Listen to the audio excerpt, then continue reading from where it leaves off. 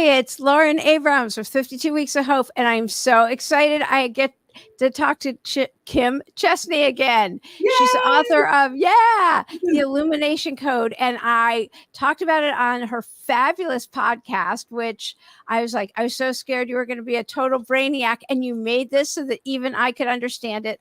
I'm good at certain things, but and I believe in all of it. It's just sometimes I'm like, anyway, here's her book, Illumination Code. Yay. It's out. It is so understandable. It's fun. Everything in it is not only understandable, it's fun. It's easy to use. And there's all these I don't know, there's fun. I don't like calling them exercises, but it's anyway, I'll let you explain it and talk about who you are. And I just have to say, it's when you have this feeling who's going to call or what's going to happen. Kim explains all of that and how you can tap in even deeper and not make things happen, but kind of make things happen for yourself. So yeah. Okay. Yeah, exactly. Because I developed this book. It's sort of a follow-up to my last book, Radical Intuition, which really talked about how intuition moves us and works within our own bodies to help us create our best lives and lead us and guide us every day. Well, this book really made this shift into understanding how it all actually works and what we can do to get more of it. So there's lots of exercises and practices to really start experiencing the magic of intuition personally. That's one of the things I love about this book. It's don't just listen to me. Don't take it from me. You can go and experience these things yourself. So really the premise of the book is that intuition is a kind of quantum thinking. So all of the things that we've heard about, telepathy, remote viewing, precognition, past lives, all those mysterious occult phenomenon, that things that were mysteries at one point in time are now really being explained by quantum physics and quantum dynamics. So understanding that these are things are real and that there's actually things we can do to experience them intentionally and to make them a part of our life. So it's super exciting to me to see all of this stuff sort of coming out as a very real part of life that we can start to embrace and accept. Yeah. And okay, so somebody that they're like, okay, I want to do that. How would you suggest that they start? And besides, you can go to the episode, of course, episode 194. I will look up the exact number and put that up. But how would you suggest somebody start? They're like, I want to know how to do this all the time, not just when I get those hits, so to speak, or those nudges. Yeah, and that's really, I think, the key to using your intuition, aka your quantum intelligence, is really starting to use it every day.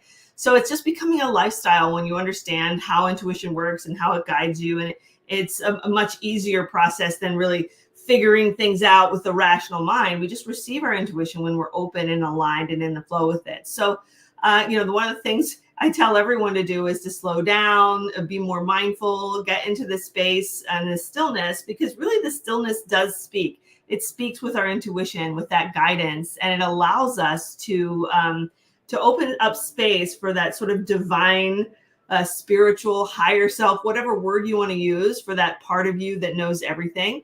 It opens up space for that part to speak to us and guide us at all times. It's always there. It's always available to us. The thing is, most of us have been conditioned out of it or told it wasn't real. So it's kind of atrophied. That's why so many people don't believe in it. It's like, oh, I've just been told it doesn't exist. So that was just my imagination, or it was just a coincidence.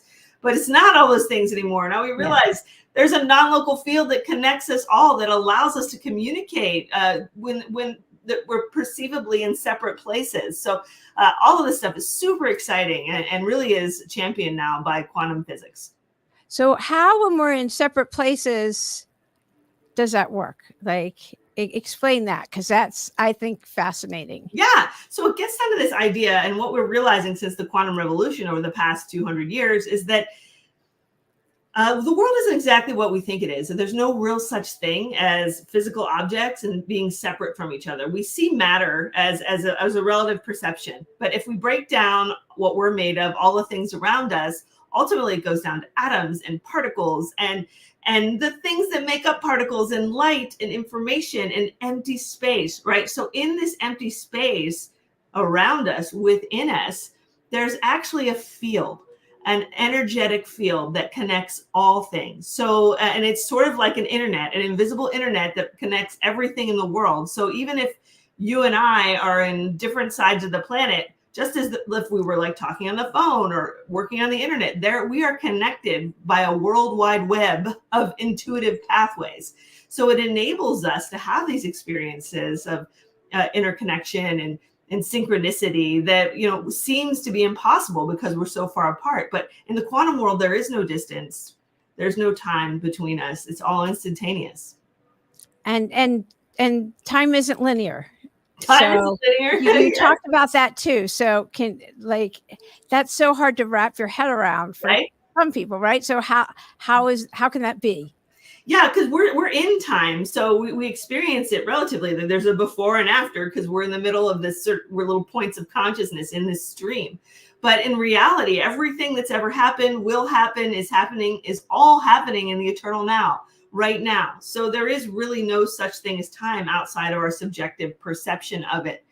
So understanding that all that information is out there, all of that all of those experiences of creation are stored in the cosmic memory bank that is all around us and in this place where we can access it with our intuition. So knowing that there's no such thing as time, it makes things like precognition no longer impossible, because there's a part of us that knows everything, every outcome, right? We're not predestined, though. It doesn't mean there's just one outcome. We still get to choose, and through the multiverse, a multiplicity of outcomes and alternate realities, but we're able to access this field of everything to tune in to the past and the future in ways that are non-local to our present location.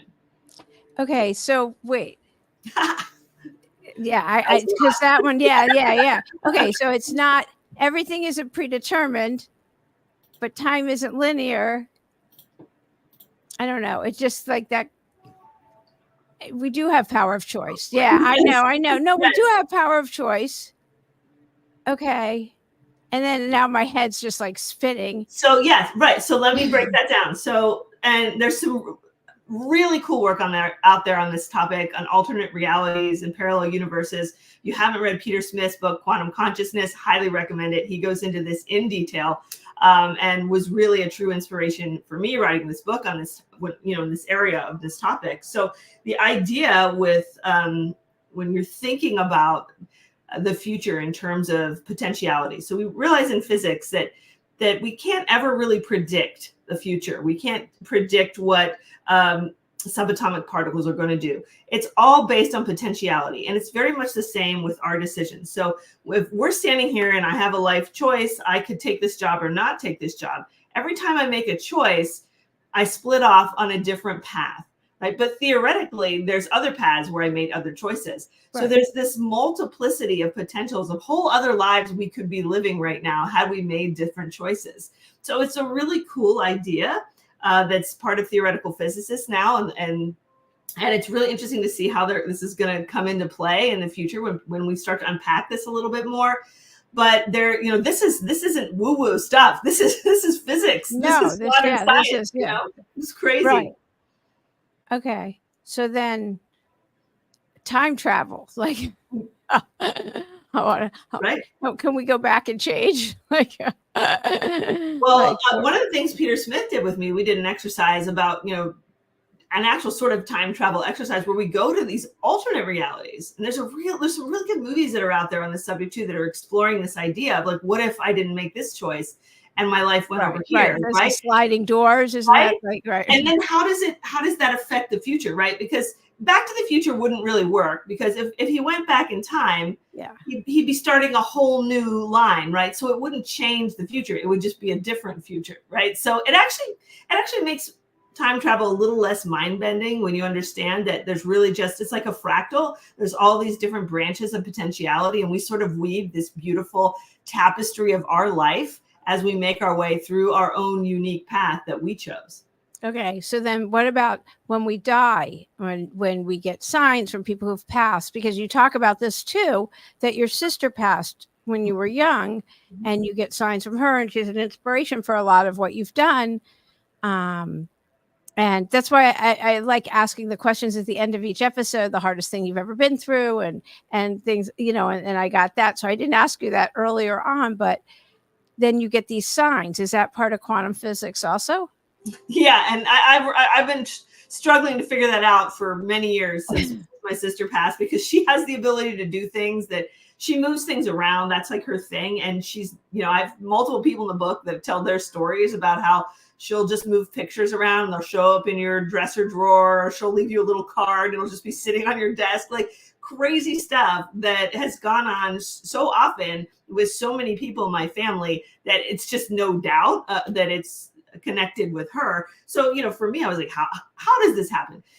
How is this possible? So I'm exploring quantum teleportation. And, then you start thinking of life in terms of living in a holographic universe. And this is a world that's not actually made of physical matter. It's actually made of programmed information. So it all becomes more interesting and possible that they can communicate with us and actually affect our quote unquote physical reality, because it's not really that different from them, because it's actually not physical. It's just a densification of the same energy from where they are in the afterlife.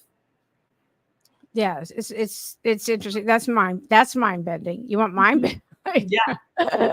There you go. Okay, so now let's go back to like just the here and now and our day-to-day reality of somebody who wants to manifest, for lack of a better word, a better life for themselves, and how to make that happen. Yeah. So, I mean, all of this sort of quantum stuff aside, and the functionality of intuition aside, it serves its purpose with us as really to be our guiding force and our connection to truth. So intuition, our inner guidance, our inner knowing, is what directly connects us to the truth of the universe, all the true wisdom that's stored in that cosmic universe, everything that's really happening, right? Getting through the illusion of this world, of Maya, of our own ego. So tapping into our intuition and living by it is learning to live by the truth, know the truth, and connect to that truth, which is really foundational when it comes to our own happiness and our own self-actualization. So it's our best guide, our best friend. You're never safer than when you're following and trusting your inner wisdom. Yeah, it's so true. And that takes slowing down. Yes. And listening. Yes, always takes that. So with your book, how do you suggest, and we do talk about this in the episode, definitely, because your book, Radical Intuition, is so amazing. Your first book, and I love the title, love, like beyond, the Illumination Code. You don't have to go in order. And I talked about how I went straight to like the woo-woo sections in the back, but there's all kinds of things that you can do with this. I mean, I love just when I open it. And I'm going to ask you again, and I did ask you, what do you hope that people get from reading or going through and working through the Illumination Code? Because it's so cool. Well, I wrote this book, like I've written all of my books, is really to raise awareness of intuition and how it's a real part of our life. It's an invaluable part of our life. It's really key to our happiness and to knowing, who we are and what we're made for. So I really hope that this book will help people to really be able to integrate intuition and all of its impossible things into their life without fear, as something that they can embrace and trust and learn to live by, but ultimately to reconnect them to the magic of the universe. Intuition shows us that there's something more going on out there, that there's mystery and beauty and wonder and magic. All of these things are still real, and it really helps to keep us alive and keep us exploring, and who knows what we're going to find as we keep going out into those new frontiers.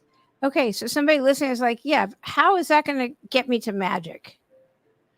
Oh my gosh, it's every day. Like just the little things we talk about, when you think of someone and they call you, when you look at the clock every day at 11:11 or 2:22 or 3:33, when you see the little signs from the universe in the way that might give you a little nudge or give you a message, when you pull an insight card and it tells you something you need to know for the day that comes from your inner wisdom, when two people have experiences of entanglement, the list goes on. Right. And knowing something before it happens, right. All the little things, like you show up and you're dressed the same as your friend at work because you're entangled, right? There's all of these little things that point to the fact that we're connected and that there is this magic going on. Okay. So you keep using the word entangled. So can you explain entanglement? Yeah, so entanglement, it comes from, the idea in quantum physics where they've discovered that two particles, when they sort of were bound together, once you separate them, you can send them far away to the other side of the planet, but somehow they still remain entangled. If you spin one, the other one spins with it. So that even though, despite time and space, you separate these particles and they still are connected once they're bonded. So the human mind is very similar. Once we're entangled with people, once we have heart connections, mind connections with people, we can stay connected with them beyond time and space. I have a great example of that in the beginning of the book when I was writing my story about how the gypsy told my fortune in Hull in England back in 1994, and it came true 3 years later. And I was writing about going and seeing this gypsy with a long lost friend, one of my friends from England that I hadn't heard from since I left England in 1994. And while I was writing that section about him, didn't he reach out to me on social media and friend me after 30 years at that exact moment? And he happened to be doing something about writing about me in Hull at the same time too. So we were still entangled 30 years later. I'm getting goosebumps right this second. Why are you telling this? It's crazy. He's coming on my book launch party. I have a book launch party coming up on April 20th at 4 p.m. And he's coming on to talk about it because you don't believe me. He's a professor in English professor in Northern England. So he's we didn't just make this up. This is real. No, that is such a great story. So yeah. And what a great example of entanglement, right? Yeah. Like, there you go. It doesn't get much better than that. 30 years later. Oh, that's so great. All right. So everyone has to get the book and you have to listen to the episode. It's just so good. Any last message you want to give? Yeah, no, this is great. I love talking about this, and we've had a great conversation, Lauren, and on the podcast. I can't wait to hear it, and I think it's coming out. When's it coming out? No, it's out. It came out Wednesday, so it's out. Yeah, it's great. All right, yeah, so this is the whole thing. Yeah, episode 193. 193. I think it's 2 weeks ago. Well, if you want to hear us chatting more about all of these deep things and going into down the rabbit holes. Yeah, definitely. It's such a good episode. My friends have been like, "This is so good." I go, "I know." Yeah, it is. If you like the book, if you like the book, please leave a review. Reviews are so important and they mean the world to me. So I just want to ask people to keep leaving those reviews. Yay. This is so great. And all of her links, of course, are available on the website and right here. Thank you. Yeah. Thank you. Thanks.